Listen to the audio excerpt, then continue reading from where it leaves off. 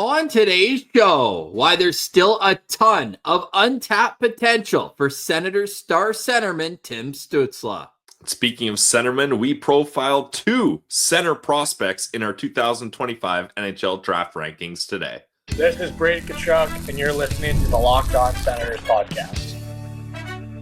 You're Locked On Senators, your daily podcast on the Ottawa Senators. Part of the Locked On Podcast Network, your team every day. Welcome! You are locked on to the Ottawa Senators, the only daily podcast covering the Sens. On the outskirts of enemy territory, I'm Ross Levitan, alongside Brandon Piller up in the Blue Mountains. Today's episode is brought to you by Monarch Money. Take control of your finances with Monarch Money. Use code LOCKEDONNHL at monarchmoney.com for 50% off your first year. Today is Thursday, June 5th, and Pilsy, watching Game 1 of the Stanley Cup Final last night, I can't help but think, man, there's a lot of elite centermen on both sides. Can Tim Stützle elevate to be in the conversation with these top-end players? Well, if you're asking me, can Tim Stützle elevate his game to be in the conversation with Connor McDavid, Leon Draisaitl, and Alexander Barkov? Probably not. Those are some top generational talents of our era of watching hockey. Multiple award winners for all those guys, many different awards even.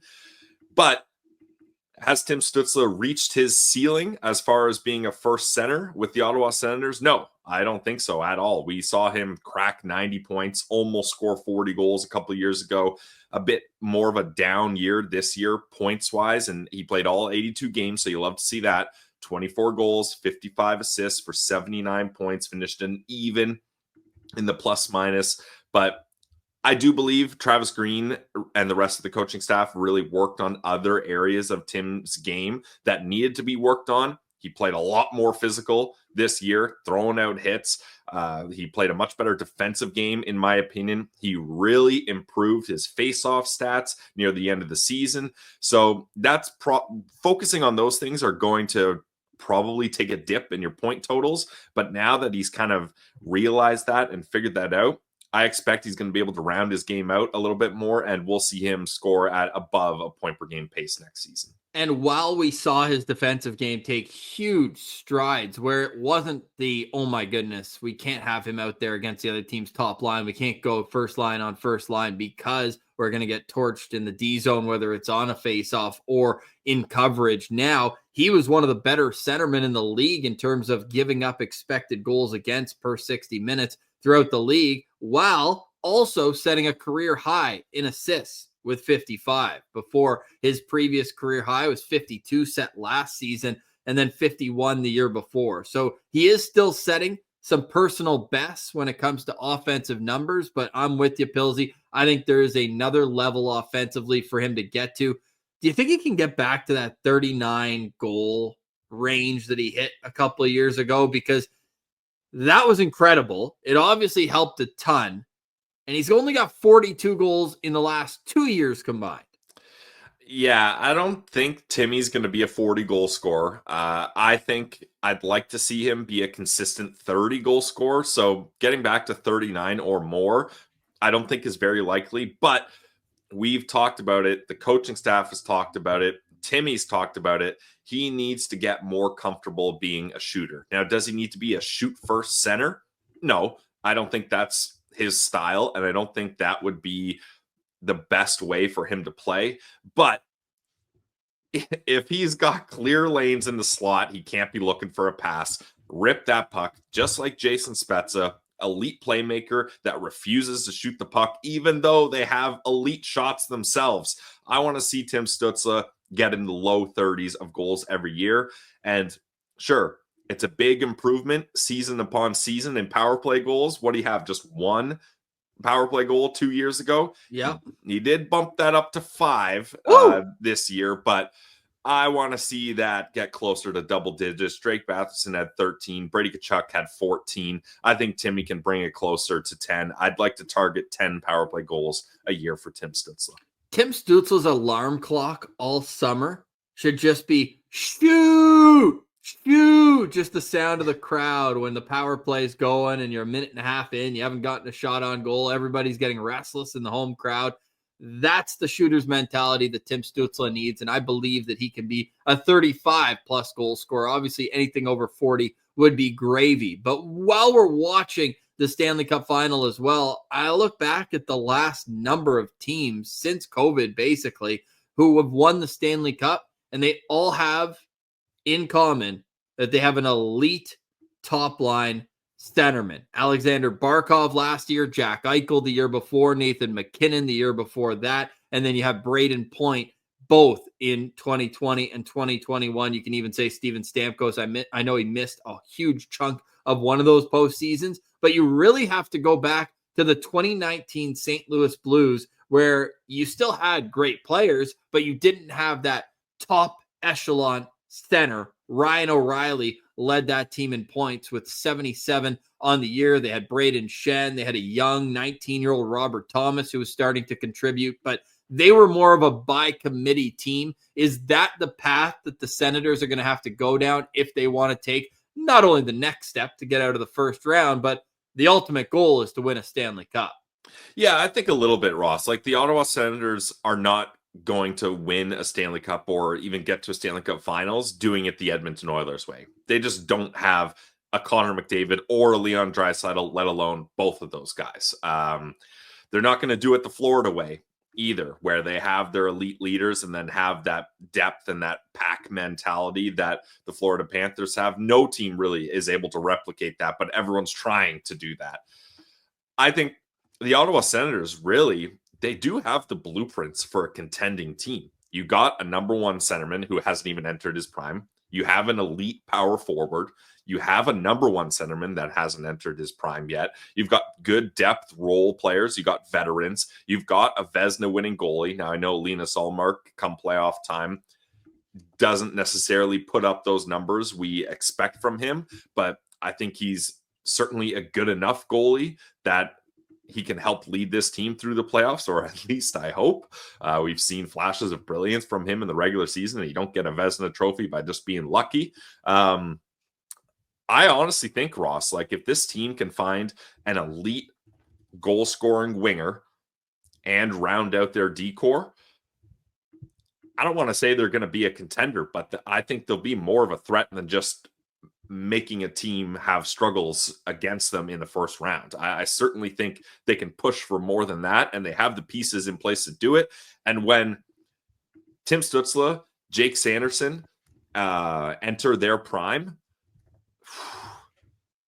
those are going to be big years. Like, that's going to be the Ottawa Senators window when Brady, Timmy, and Sandy are all in their prime. Yeah, and Sanderson just turned 22 years old.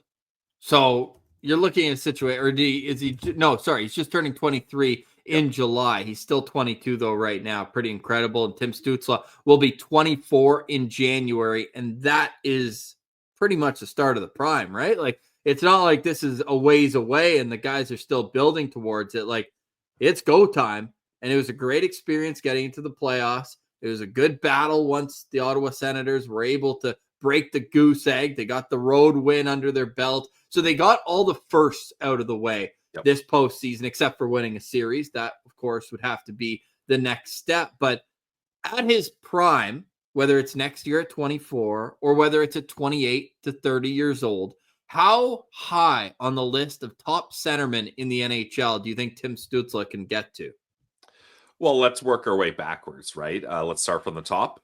Yes, and you'd say right now it's 5 in the top tier. McDavid, Draisaitl, McKinnon, Barkov, no doubt.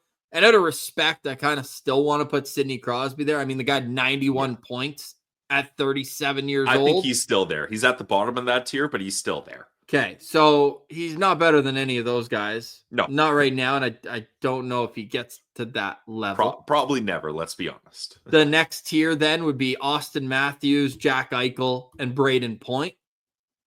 You hope maybe he can sneak at the end of that tier? Yeah, I don't know if he cracks that tier, Ross. I've got him in the pack of the tier right below there. Okay, and that's a bigger pack. Like, you got Rope, Hintz, JT Miller, Mark Scheifele, Robert Thomas, Nick Suzuki. Those are where you're hoping that he's at the top of that pack. Yeah, I think he can be in that pack in his prime. Like that. Let's not get it twisted here. The other guys we mentioned are elite generational star players. Like, so not being in that group is not a detriment to Tim Stützle. It's more, let's not lose sight of how good those players are. Okay, so then that's still in the top 10 if he can get. So we had 8 guys that there's no chance that he is at the level of, or a slim chance. I'm not going to count Timmy out, friend of the show. But if you get to the top of the tier after McDavid, Draisaitl, McKinnon, Barkov, Crosby, Matthews, Eichel, and Point, you're still at the 9th best centerman in the NHL. So is the goal officially for Tim Stützle to be a top 10 centerman in the NHL? We also have to consider that by the time Timmy's 28, Crosby's not going to be in the league anymore. There's going to be some movement ahead of him. Yeah, maybe.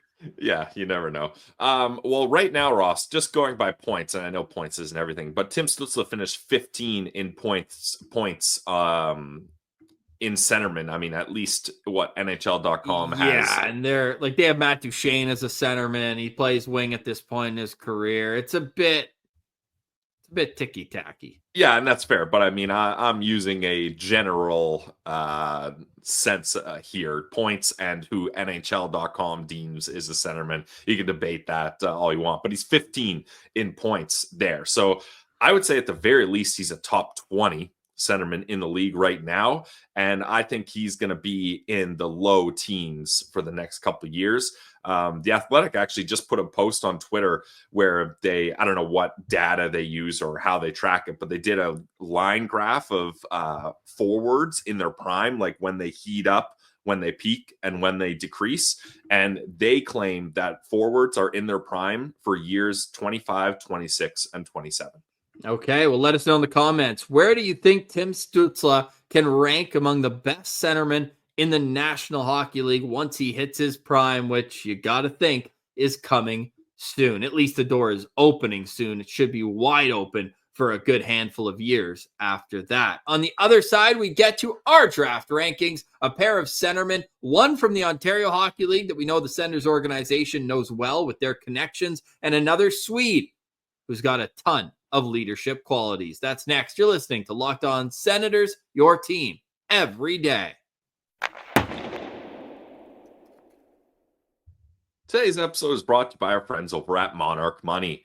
You ever check your bank account and wonder, where did all my money go? Well, between dining out, online shopping, buying NHL playoff tickets, it's easy to lose track, but that's where Monarch Money comes in. Your personal CFO, giving you full visibility and control over your finances. Yeah, Monarch Money's fantastic. I've been using it for about a month right now, and it is so critical in terms of planning your expenses and then finding ways to cut them down. And you can track all your accounts, investments, and spending in one place. So stop just managing your money and start building your wealth. Instead of juggling multiple apps, just use one, Monarch, to check your finances, track your spending, and even plan long-term goals. Plus, managing money with your partner is smoother than ever. You can track shared personal accounts, set goals, stay on the same page without all that stress. So what are you waiting for? Take control of your finances with Monarch Money, just like Ross is doing. Use code LOCKEDONNHL at monarchmoney.com for 50% off your first year. That's monarchmoney.com, code LOCKEDONNHL for half off your first year. Today's episode is also brought to you by Farm to Fork, our favorite place to go shopping in Ottawa. You're supporting local, you're supporting Farm to Fork. If you're a fan of premium, locally farmed meats delivered straight to your door, exciting news, Farm to Fork makes it easy to get high-quality steaks. I love their ribeye. You can get air-chilled chicken, wild-caught seafood, and more, all with no antibiotics, hormones, or GMOs. Plus, everything comes flash frozen and individually packaged for your convenience. You can just pull out what you need. They've got all sorts of bundles online at Farm2Fork. That's the number 2, farm2forkdelivery.ca. Like the WTF value box, a whole lot of meat, and you can get that in your freezer ready for the grill. The big grass-fed ribeye special is my favorite. You get 12 ribeyes. That is a great deal. You can also get $40 off your first order by letting them know that you are a listener of the Locked On Senators podcast. Just use code LOCKEDON40 at checkout and you'll get $40 off your first order. Support local, support farm to fork. Derek is an awesome dude, and he is even boots on the ground at the store. Yes, there is a farm to fork store on Carling Avenue. You can go find it on Carling Avenue. It is very close to the Queensway too. Easy to get to. The address, you can punch this into your Waze or your Google Maps, 1570A Carling Avenue. So head to farmtoforkdelivery.ca and start stocking up on the best meats around. Farm to Fork, delicious, locally farmed meats delivered straight to your door.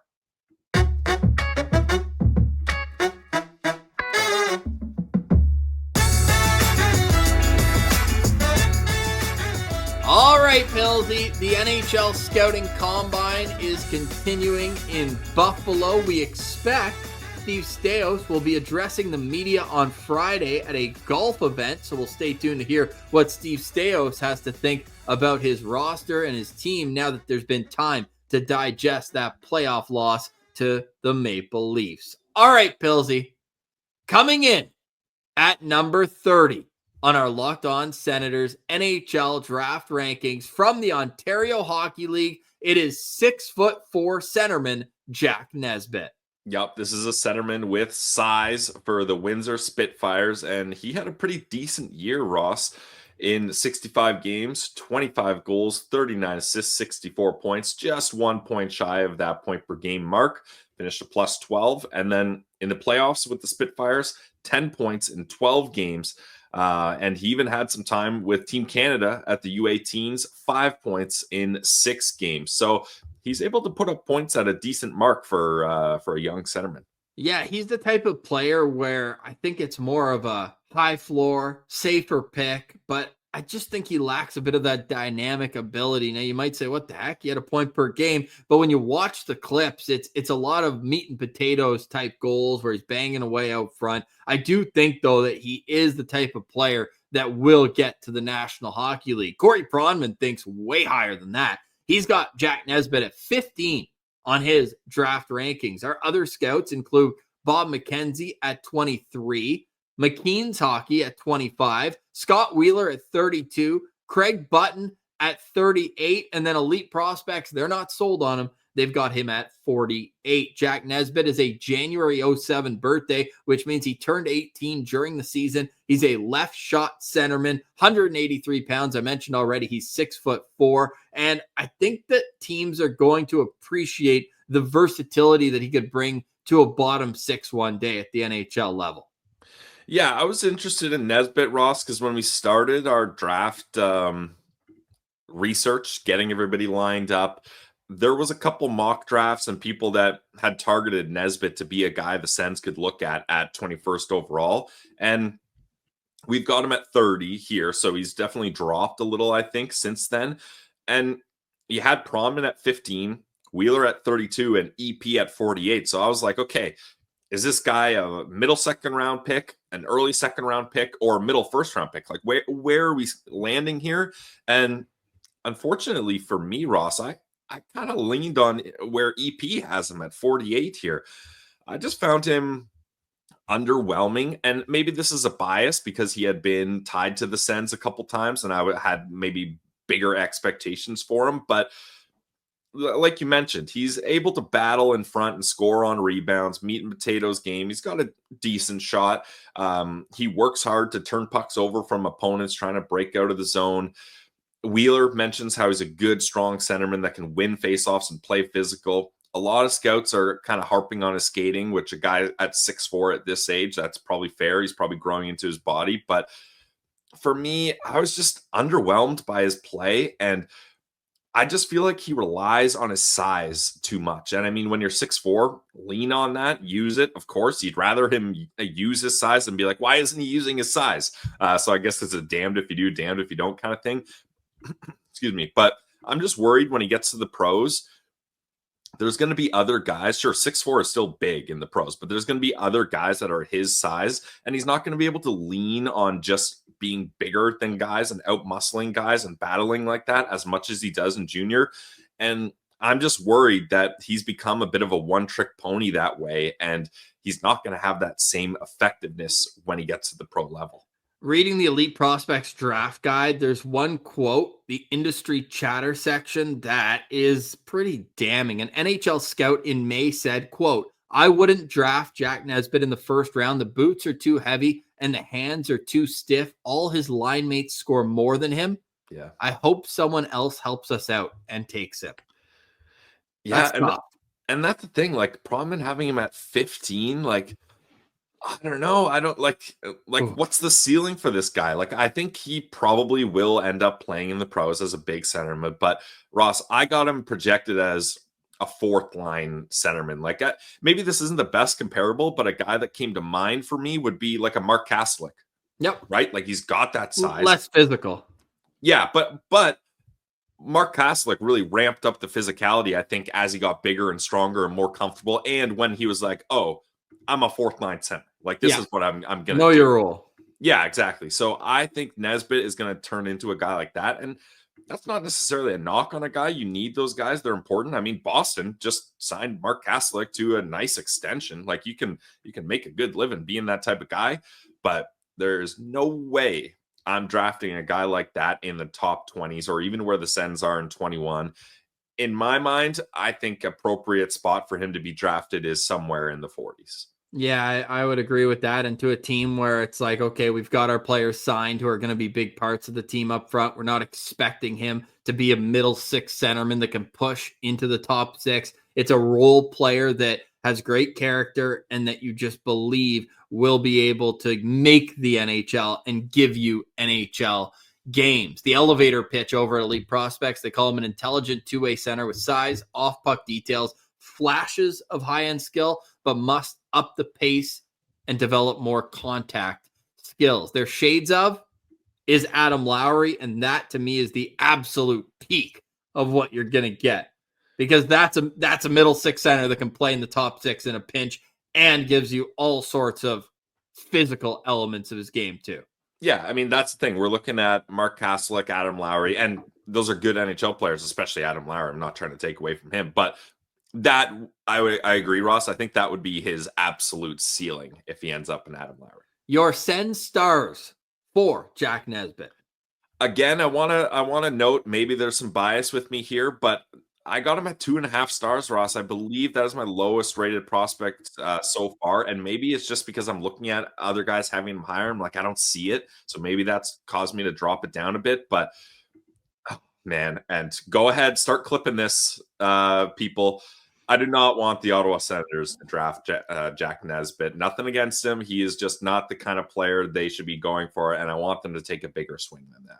Let us know in the comments how you feel about Jack Nesbitt and whether you think he could be a fit in Ottawa or where you think he could end up. You can find all of our draft profiles available on YouTube. Jack Nesbitt comes in at number 30 with an average ranking of 30.17.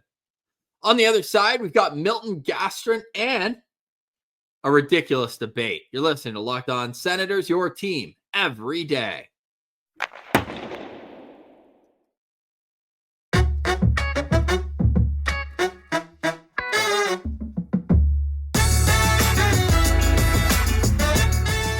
All right, Pilsy, I love this time of year. It is our draft countdown, our 6th year doing it on Locked On Senators. It's our 3rd year of posting each individual prospect profile to YouTube. So like and subscribe. We'll be posting them every weekend after the completion of our episodes. We will not be putting it in the subscription feed. We don't want to flood them. However, if you do enjoy them, please click on them. Even if you watch this live, and just click the thumbs up and let it play through in the background. It goes a long way to helping the algorithm.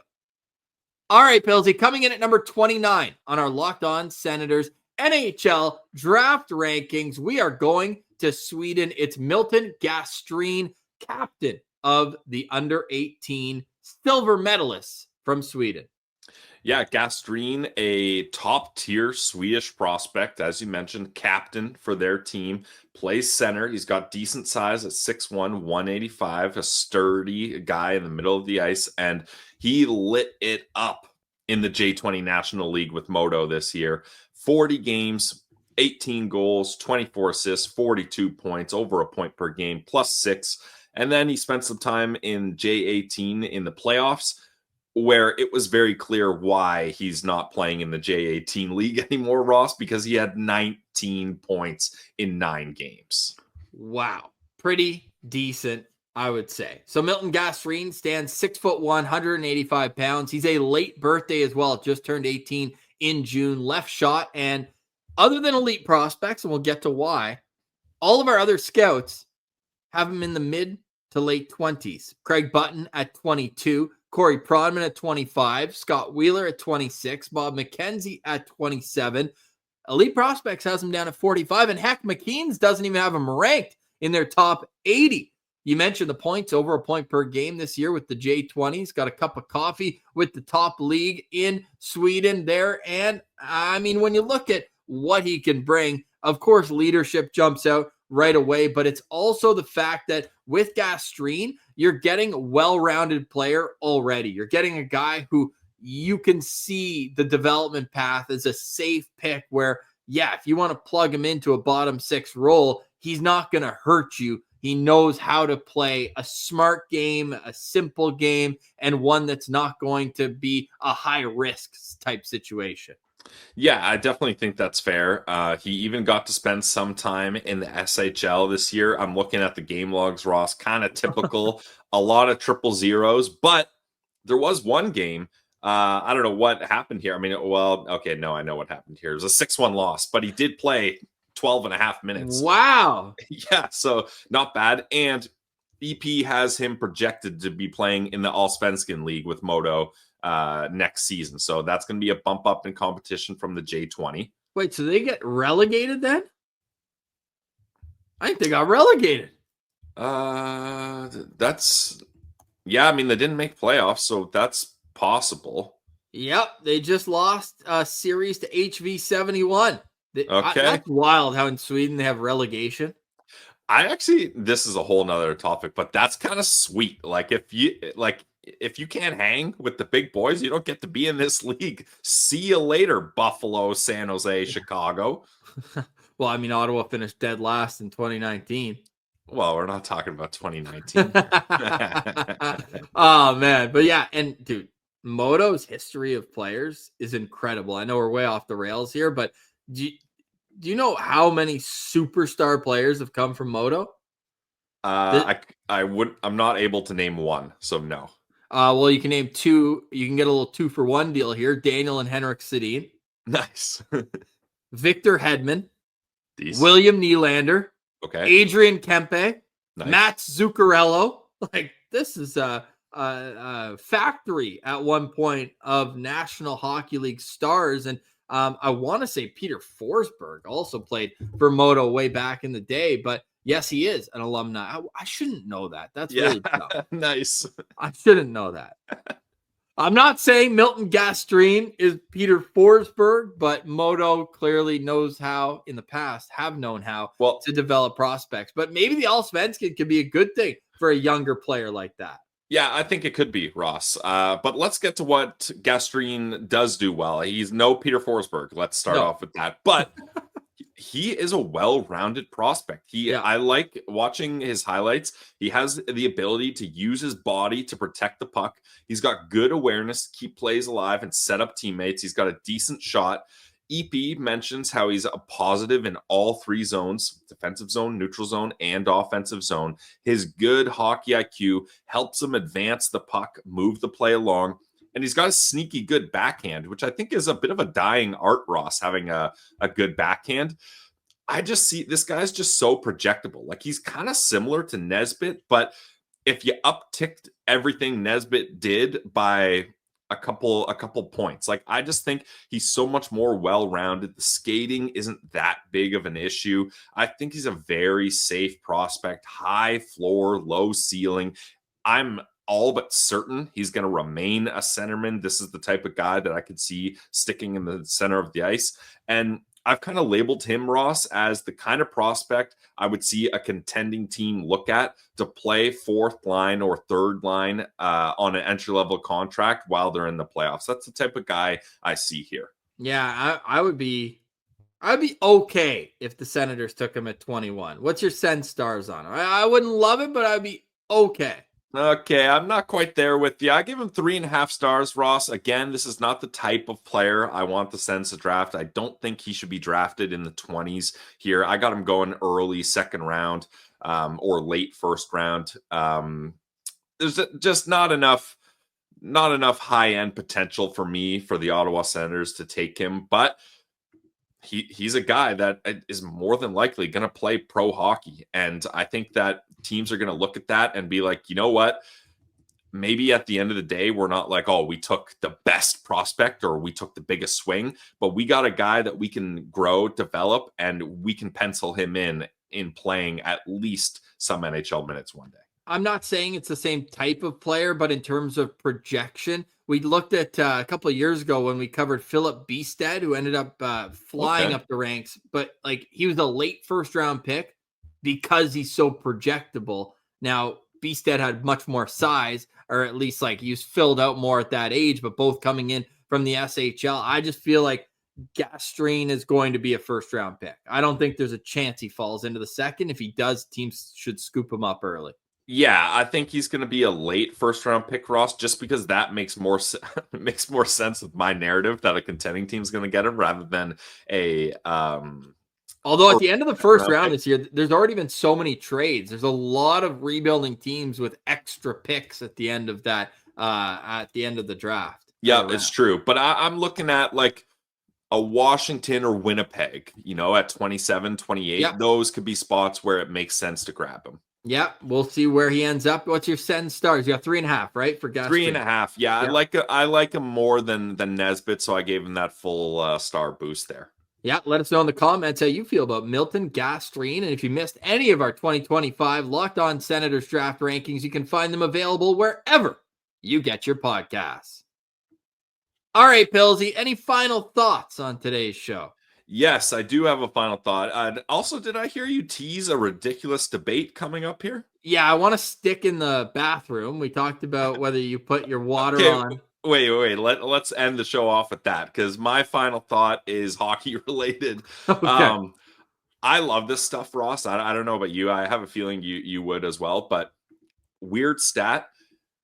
Last night when the Stanley Cup Final was played, this was the 45th straight season where a former teammate of Jaromir Jagr will be playing in the Stanley Cup Final. I mean, with the amount of guys this guy played with, and that's not even mentioning that he spent, 5 years in the KHL during some of his best years of his career, but he came back and extended his career into his 40s in the NHL.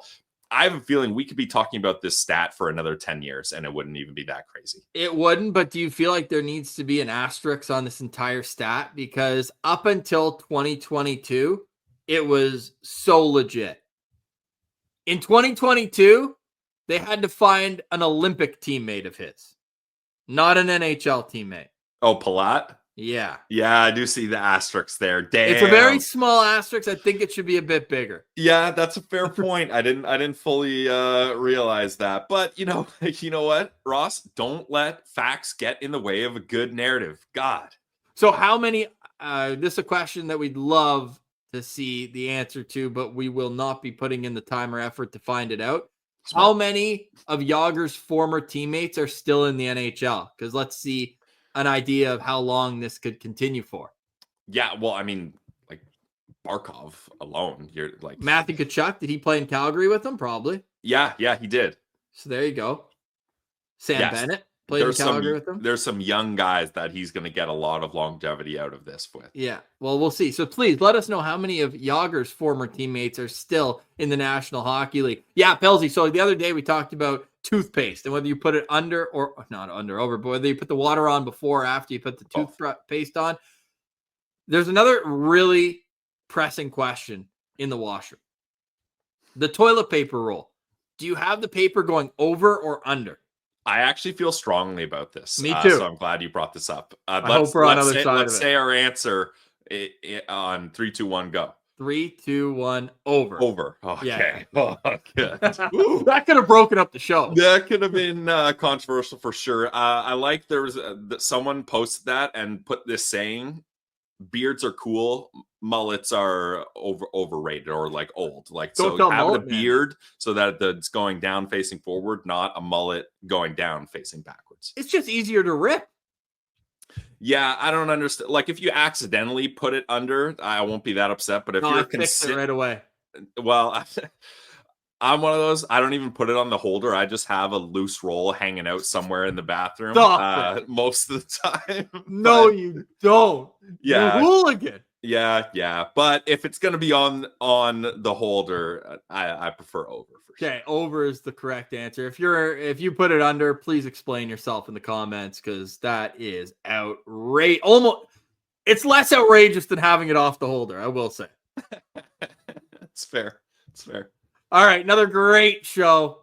Really appreciate everybody making us your first listen. All the everydayers out there, we appreciate the heck out of you guys. Thank you so much for liking, watching, listening, and engaging with the show. We're fired up for tomorrow's episode. We're inching closer to the pick that we have at 21st overall. This is not a mock draft. This is a rankings. We will get to our mock draft. We are beginning recording of our full first round mock draft with 9 special guests. Holy smokes, I'm looking forward to it. It is going to be a masterpiece, probably about 5 hours long. We will have timestamps all throughout it, and we're going to premiere it on a weekend and just go mow the lawn, go sit in the sun, put your feet up, grab a pint, and enjoy. So that is coming soon on Locked On Senators. The NHL Draft is only 3 weeks away tomorrow, Pilsy. It is coming quick, and we are looking forward to covering every step of the way, not only for the draft, but this is the time of year where all the transactions occur. For Brandon Piller, I'm Ross Levitan.